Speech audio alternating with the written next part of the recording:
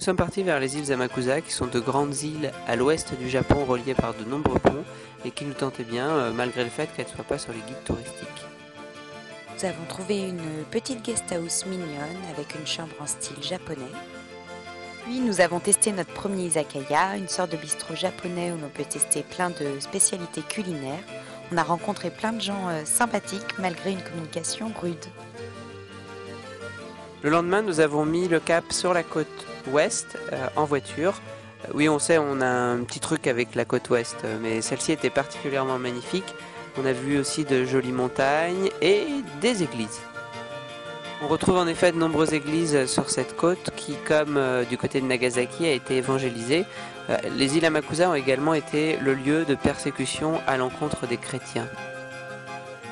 On est tombé sous le charme d'un joli petit village qui mélangeait les styles, avec ici une torii gate ou encore une église avec des tatamis.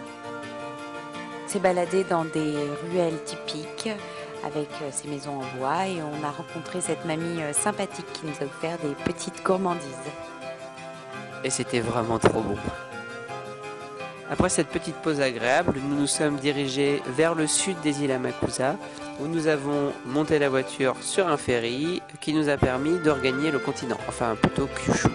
Et c'était vraiment une très jolie croisière à pas très cher, pendant laquelle on a eu la chance de pouvoir observer le coucher du soleil, qui était splendide. On ne savait pas où dormir le soir, donc on a rejoint un petit village par de petites routes de montagne escarpées.